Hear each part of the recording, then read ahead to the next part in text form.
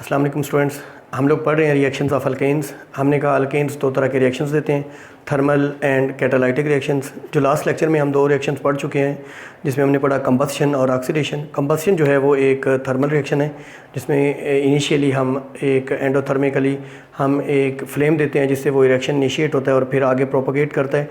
और दूसरा जो रिएक्शन हमने ऑक्सीडेशन पढ़ा, उसमें हमने कैटालाइटिक ऑक्सीडेशन भी पढ़ा, यानी कैटालिस्ट जो है वो यूज़ करके रिएक्शन को आगे बढ़ाते हैं। ये जो हम अब रिएक्शन नंबर 3 और 4 पढ़ने जा रहे हैं, यानी नाइट्रेशन एंड हैलोजिनेशन, ये दोनों सब्स्टिट्यूशन रिएक्शंस हैं। नाइट्रेशन में हम नाइट्रो ग्रुप को रिप्लेस करेंगे हाइड्रोजन के साथ, और दूसरे रिएक्शन में हम हैलोजन को रिप्लेस करेंगे हाइड्रोजन के साथ। बहुत इंपॉर्टेंट रिएक्शंस हैं।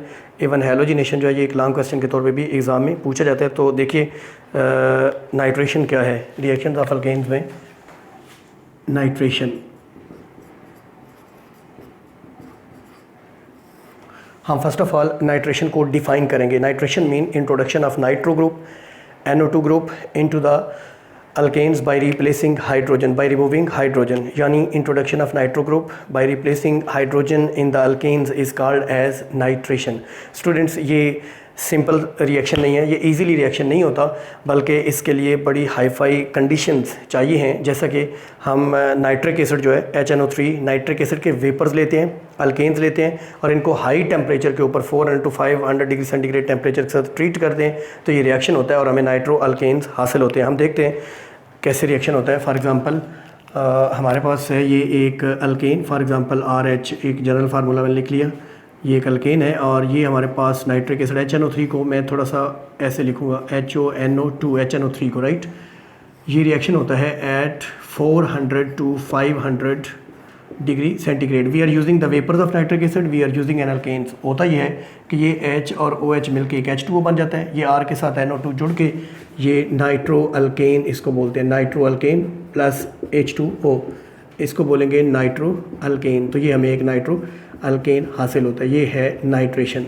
स्टूडेंट्स इसमें जो नाइट्रिक एसिड है वो नाइट्रेटिंग एजेंट के तौर पे यूज़ होता है, इसको हम बोलते हैं this is a nitrating agent, right. Nitric acid is acting as nitrating agent. Why? Because this is nitrating the alkane, यानी ये अल्केन को नाइट्रेशन कर रहा है उसकी, राइट, उसकी नाइट्रेशन कर रहा है, उसके साथ नाइट्रो ग्रुप ऐड कर रहे हैं और इसको नाइट्रो अल्केन हम नाम देंगे, राइट। हम एक एग्जांपल देख लेते हैं इस रिएक्शन की। जैसा कि हमारे पास है CH3H यानी CH4 है, मीथेन है, इसका रिएक्शन है नाइट्रिक एसिड के साथ, right, in the presence of 400 to 500 degree centigrade. H और OH H2O ये मिलके बनेंगे nitromethane CH3NO2, this is the nitromethane, और साथ में वाटर रिलीज होता है। ये जो नाइट्रोमीथेन है यानी जो नाइट्रो अल्केन्स हैं, इनका यूज़ हम देखेंगे क्या है। इनका यूज़ क्या है? ये यूज़ होते हैं, ये एज आ फ्यूल यूज़ होते हैं, फ्यूल के तौर पे। फ्यूल ऐसी चीज़ को कहते हैं जो जलती है और हमें हीट एनर्जी मुहैया करती है। ये सॉल्वेंट्स के तौर पे यूज़ होते हैं। सॉल्वेंट वो सब्सटेंस होता है जिसके अंदर सॉल्यूट्स डिज़ाल्व, जिसके अंदर चीज़ें डिज़ाल्व हो जाती हैं, और ये ऑर्गेनिक सिंथेसिस के अंदर भी यूज़ होते हैं। ऑर्गेनिक सिंथेसिस मीन हमने डिफरेंट चीज़ें सिंथेसाइज करनी है, तो वहाँ पे भी इनका यूज़ होता है। ये तो था नाइट्रेशन, सिंपल रिएक्शन था। नेक्स्ट है जी हैलोजिनेशन। ये एक लॉन्ग क्वेश्चन के तौर पे भी एग्जाम में पूछा जाता है, what is halogenation. First of all हम हैलोजिनेशन की डेफिनेशन देखेंगे। Introduction of halo group, X से जिसको डिनोट करते हैं, जो फ्लोरो क्लोरो ब्रोमो आइडो हो सकता है। Introduction of halo group by replacing the hydrogen of alkane is called halogenation, right. So halogenation students, halogenation जो है ये हो सकती है in the presence of sunlight, sunlight की प्रेजेंस में हो सकती है, ये हो सकती है in the presence of ultraviolet light, और ये हो सकती है एट हाई टेम्परेचर, यानी टेम्परेचर की प्रेजेंस में। 3 कंडीशन इस रिएक्शन की हो सकती हैं, राइट। ये रिएक्शन जो है इसमें हम देखते हैं हैलोजन्स जो है उन सबको देखते हैं वन बाय वन। हमारे पास है फ्लोरीन सबसे ज़्यादा रिएक्टिव है, क्लोरीन इसके बाद, ब्रोमीन इससे कम, और आयोडीन सबसे कम। ये जो फ्लोरीन का हैलोजन्स के साथ रिएक्शन है ये हाईली वायलेंट है, तेज़ है, राइट, और हाईली एक्सोथर्मिक है, ये कंट्रोल नहीं होता। क्लोरीन और ब्रोमीन का रिएक्शन नॉर्मल है, ये इजीली कंट्रोलेबल है, जबकि आयोडीन का रिएक्शन हाईली स्लो है, इतना स्लो है और रिवर्सिबल है। इसलिए अगर हम देखें रिएक्टिविटी तो सबसे ज़्यादा reactive fluorine, then chlorine, then bromine, और लीस्ट रिएक्टिव है आयोडीन। तो हम देखते हैं ये रिएक्शन बेसिकली स्टूडेंट्स, ये रिएक्शन स्टेप्स में होता है, 3 स्टेप्स में होता है। पहला स्टेप है इनिशिएशन। पहला स्टेप क्या है? इनिशिएशन। इस रिएक्शन की इब्तदा कैसे होती है?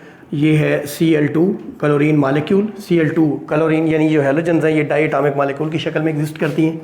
ये है H new. H new means sunlight, right. H is the Planck's constant and nu in chemistry is the frequency of sunlight, right?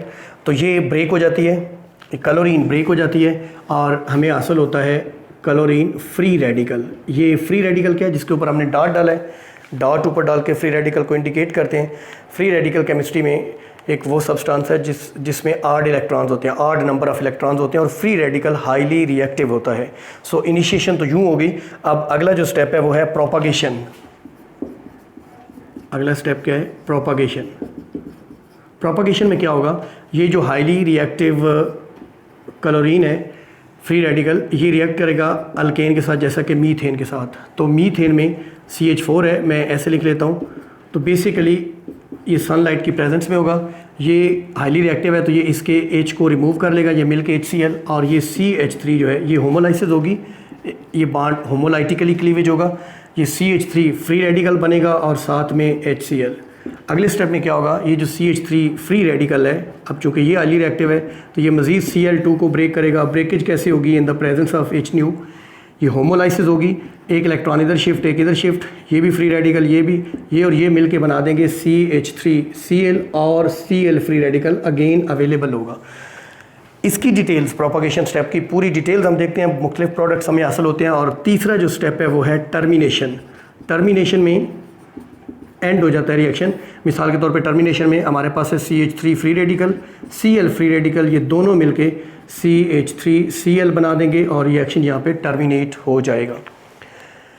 ये डिपेंड करता है अवेलेबिलिटी ऑफ हैलोजेंस पे, ठीक है। हम देखते हैं प्रोपागेशन के आगे जो है वो डिटेल्स हैं हमारे पास इसकी। फॉर एग्जांपल हमारे पास ये चीज़ आई थी तो इसकी हम आगे डिटेल्स देखते हैं। मिसाल के तौर पे CH3Cl ये था और साथ में हमारे पास फ्री रेडिकल। अब चूंकि मैं कह रहा हूँ ये फ्री रेडिकल हाईली रिएक्टिव है, ये अटैक करेगा इस H पे, ये बॉन्ड टूट जाएगा, ये फ्री रेडिकल और ये फ्री रेडिकल, ये H और Cl मिलके HCl बना देंगे और ये हमें क्या हासिल होगा?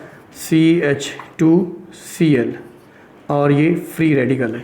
अब चूंकि ये फ्री रेडिकल है, ये हाईली रिएक्टिव है, CH2Cl फ्री रेडिकल है, तो ये मज़ीद Cl2 पे अटैक करेगा सनलाइट की प्रेजेंस में, ये इस पे अटैक करेगा तो ये बॉन्ड ब्रेक हो जाएगा, ये और ये मिलके क्या बन जाएंगे? CH2Cl2 और साथ में क्या हासिल हुआ हमें?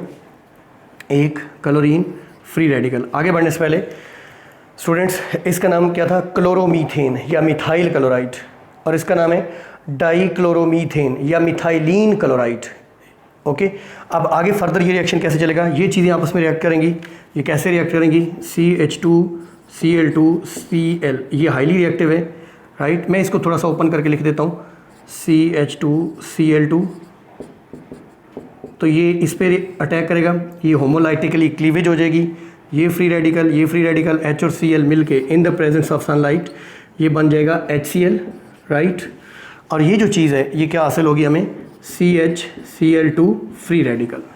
अब अगले स्टेप में ये जो चीज़ है, अब ये CHCl2 है, ये Cl2 को मज़ीद अटैक करेगा H न्यू, तो ये है CHCl2 फ्री रेडिकल, ये अटैक करेगा इस पे, ये बॉन्ड ब्रेक हो जाएगा, ये फ्री रेडिकल, ये दोनों फ्री रेडिकल आपस में रिएक्ट करके CHCl3 बना देंगे और साथ में Cl दोबारा फ्री रेडिकल। ये CHCl3 क्या है? ट्राईक्लोरोमीथेन भी इसे कहते हैं और इसे मिथाइल ट्राईक्लोराइड भी कह सकते हैं। स्टूडेंट्स, इसको क्लोरोफॉर्म भी कहते हैं, ये बड़ा इंपॉर्टेंट है, इसको क्लोरोफॉर्म, CHCl3 को क्लोरोफॉर्म भी कहा जाता है। बहुत इंपॉर्टेंट ऑर्गेनिक सॉल्वेंट है जिसके अंदर नॉन पोलर सब्सटेंसेस जो है वो डिज़ोल्व होते हैं। फर्दर रिएक्शन में CHCl3 है और ये है इसके साथ, चूँकि ये Cl जो है ये फ्री रेडिकल है, हाईली रिएक्टिव है, तो ये इस H के ऊपर अटैक करेगा, ये H को लेके बन जाएगा HCl और हमें हासिल होगा CCl3 फ्री रेडिकल।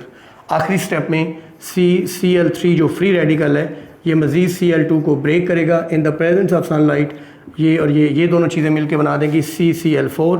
इसको टेट्राक्लोरोमीथेन या कार्बन टेट्राक्लोराइड कहते हैं।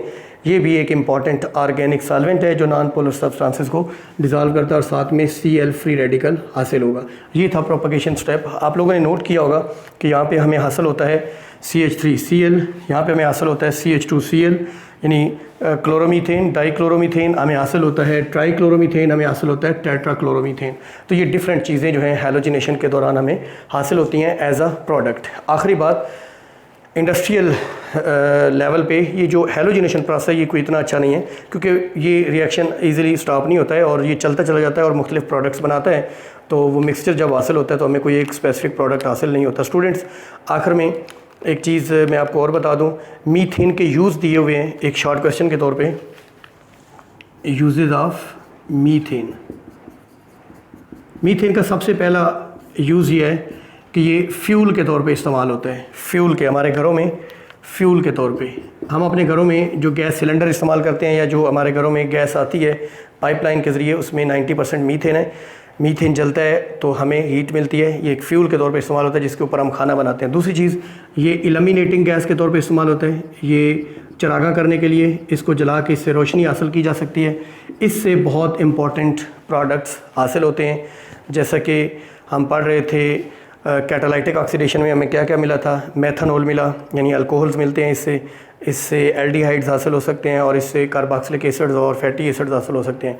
मज़ीद हमने देखा कि ये यहाँ पे हमें क्या हासिल हुआ, अल्कोहल हासिल हुए एट्सेट्रा। दूसरी जो चीज़ें मैंने गिनवाई, चौथे नंबर पे इससे हमें क्या हासिल होते हैं, ये हमने मुख्तलिफ, इससे हमें हासिल होता है क्लोरोमीथेन हासिल होता है, डाइक्लोरोमीथेन, इससे हमें क्लोरोफार्म हासिल होता है, राइट, और इससे हमें कार्बन टेट्राक्लोराइड हासिल होता है। तो ये मीथेन के डिफरेंट यूजेस थे।